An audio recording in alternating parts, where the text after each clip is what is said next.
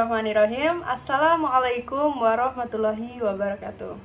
Perkenalkan, nama saya Ristika Dian Nurrohmah dengan NIM 19000005098 dari kelas 6B.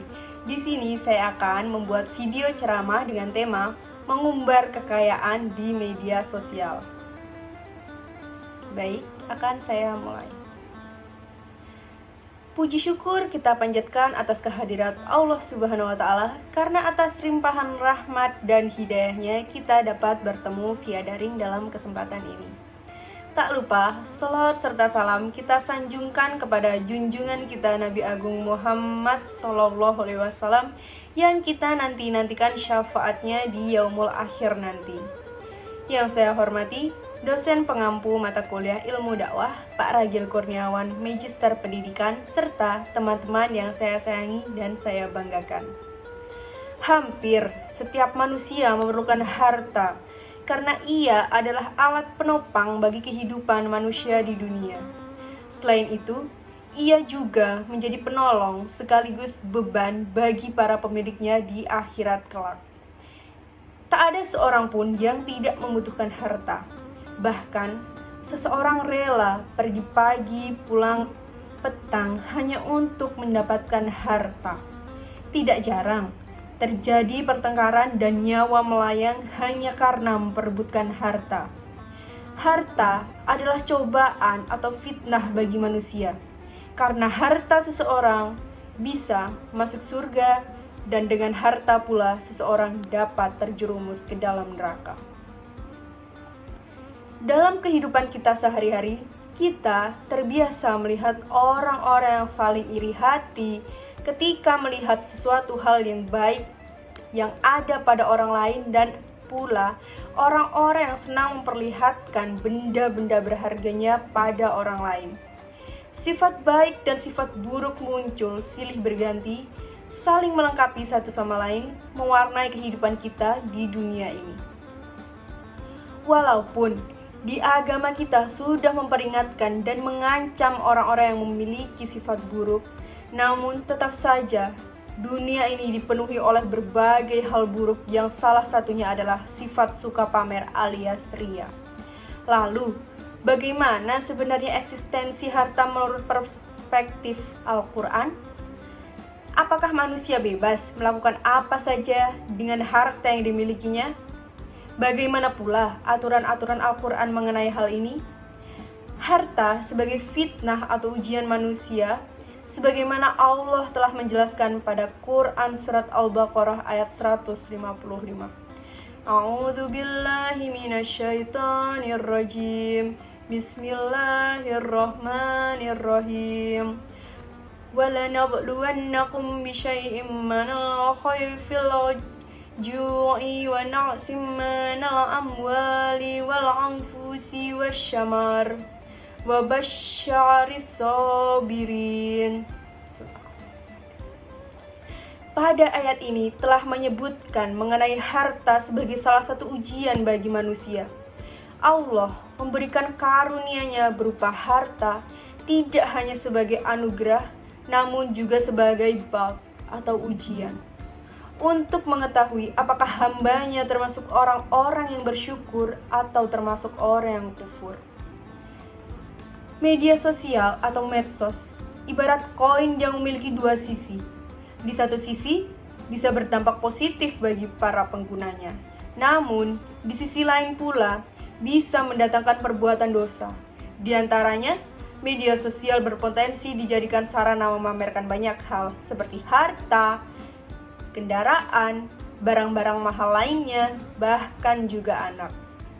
Ketua Bidang Dakwah Persatuan Islam atau Persis, Kiai Haji Wawan Sofwan menjelaskan bahwa sebetulnya sudah jelas bahwa sikap pamer itu dilarang di dalam Islam, apalagi jika tidak diimbangi dengan kepekaan terhadap orang-orang di sekitar, di mana saat ini masih banyak yang hidup dalam kemiskinan.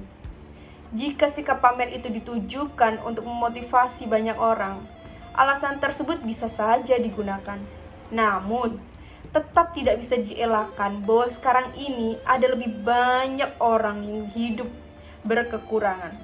Karena itu, Setiap orang yang aktif di media sosial harus sangat peka terhadap kehidupan orang lain ketika hendak mengunggah sesuatu di sana.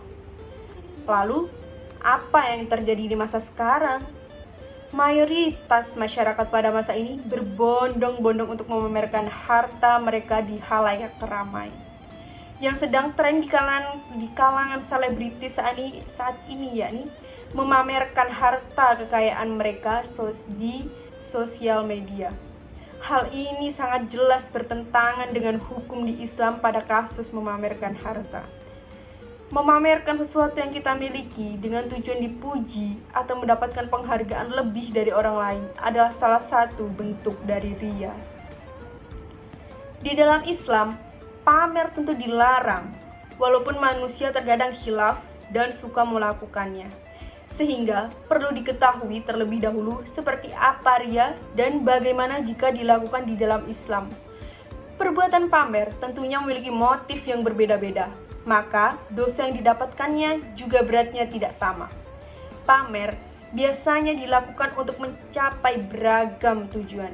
Di antaranya, menunjukkan status dan posisi sosial, menciptakan kesan bagi orang lain, dan menunjukkan kemampuan. Ajang pamer tidak hanya dilakukan oleh satu orang ke orang lainnya, tapi juga ke masyarakat luas dengan menggunakan media sosial seperti Instagram, Twitter, TikTok, hingga YouTube. Lantas, bagaimana pandangan Islam terkait pamer ini?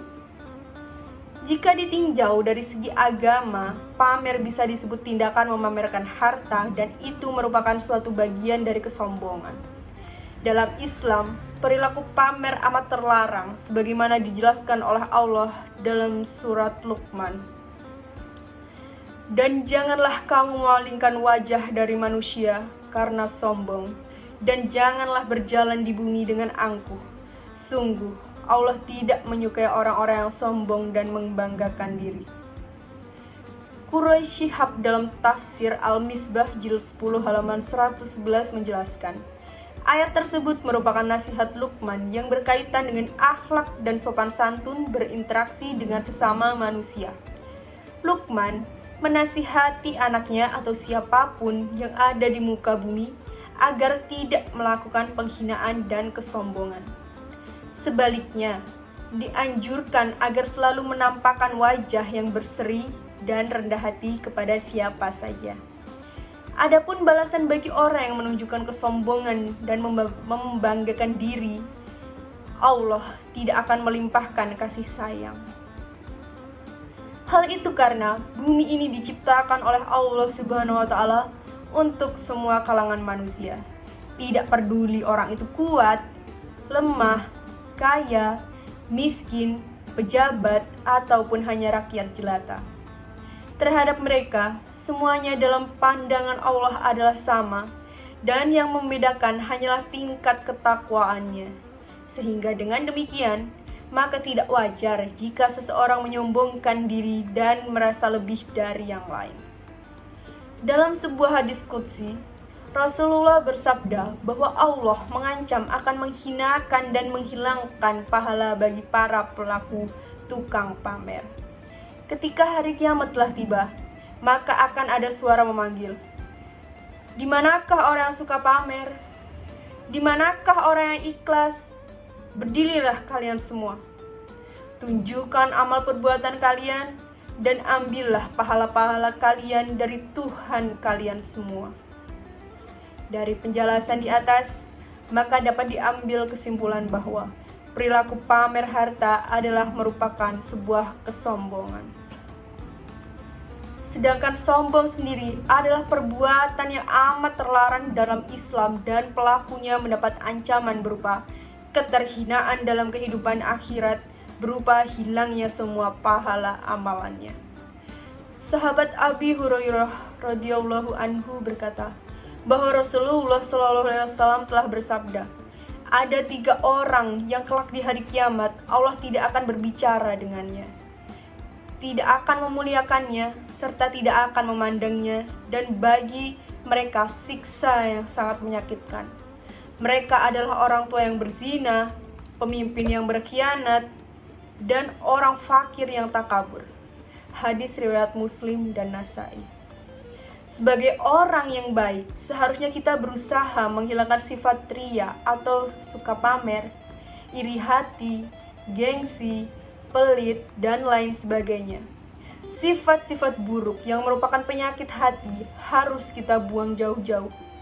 Dengan hilangnya berbagai penyakit hati, maka hidup kita akan tenang, tentram, damai, aman, dan sejahtera lahir batin. Melalui penjelasan di atas, sudah sangat nampak bahwa perilaku memamerkan harta, baik dalam kehidupan bermasyarakat maupun dalam bersosial media, memiliki banyak mudarat daripada manfaatnya. Maka dari itu, kita sebagai umat Islam yang senantiasa mengharapkan ridho dari Allah Subhanahu wa Ta'ala, alangkah baiknya untuk menjauhi larangan Allah Subhanahu wa Ta'ala dan mendekati segala perintahnya. Baik, saya rasa cukup untuk ceramah saya pada pagi hari ini. Jika ada kesalahan kata, saya mohon maaf, dan kepada Allah saya mohon ampun. Saya akhiri, wabillahi taufik wal hidayah. Wassalamualaikum warahmatullahi wabarakatuh.